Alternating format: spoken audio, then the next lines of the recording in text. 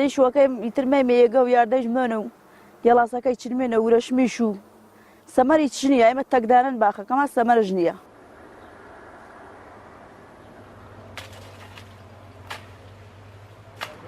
سلام کاک.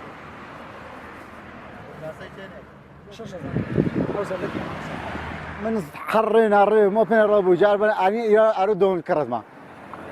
تا چی گیلاسەیە نەوەرو ڕامەگیری بووە چی تەبیعی و پاک و پوختە و دەست و ئی زەحمەت کێشاوە دەست شەوەش بوو زەحمەت کێشا دەوامە مانگە پاشنێ کاڵای و ئیلا و ئۆلا و سەمپاشی و گێڵاس و ئالوبالی وە فرۆشم جەهات کەشاوەرزی سەوڵاوە ئەم زەحمەتیە کێشا بۆ ئێمە ئەم تەرحیە دانیاوە بۆمان گێڵاس و ئالوبالوەکەیچ لەخوا بەزیاو بێجێی شکرێ ئیمساڵ بە نسبەت پارەکە تۆزێ سەرما بردی هەم شتەکەمان تەبیعیە و جوانە نەسەمی هاپێەوە نەکودی هاپێەوە ئەیەنین لەسەر ئەم جادە بەسەبەنیەکەین بۆ مردم بۆ ئەو شارستانیانە کە ئێن لەگرەوە ئەڕۆن بۆ جادەی لە جادەی مەریوان و ئەچن بۆ هەورامان دامانیا بۆیان شتێکی جوانە و شتێکی تەبیعی چێ.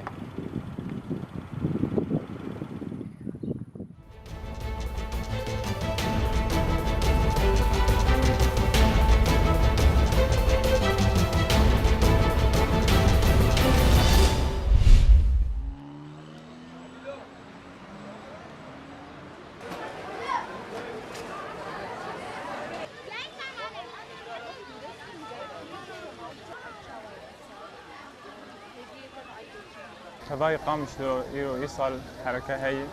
حركة باش هي وقون زانم بري چند سالا پشکی حرکه کم بود تدی ترسا افشار گل ویده که چه بود ترسا خلک کس نما کاری وزارو که خود در پیش درن وقوم دینی و حد سالا از به همه حرکه پشکی چه بود و جو خوش بود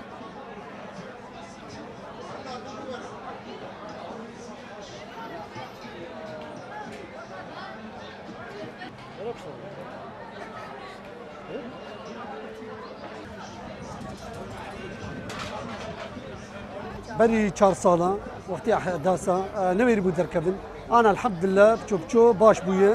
الحمد لله قال کی جو خوش بویه و عالم درت کفن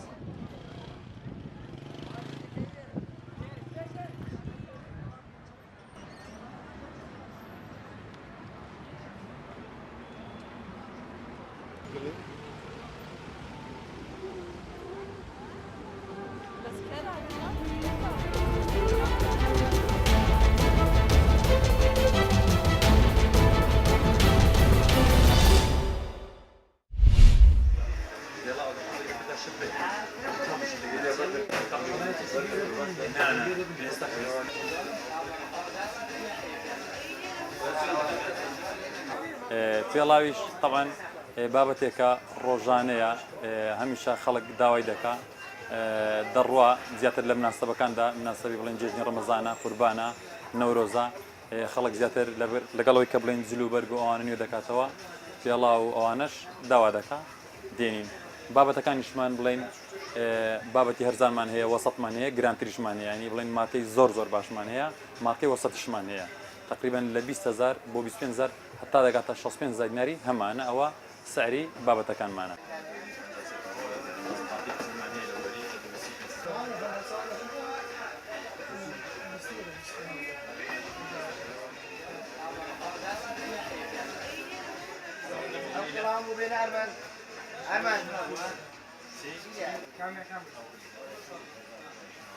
پێڵاو دیاردێکی زۆر دیارە لە ناو گەنجدا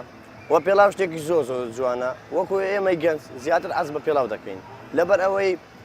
زۆربەی جا لە جەژنەکاندا ینی دەچین بۆ دوکانەکان بە تایبەتی لە پێڵاوی جوان دەگەڕین پێڵاو بەشێکی زۆر تایبەتە لە لەشدا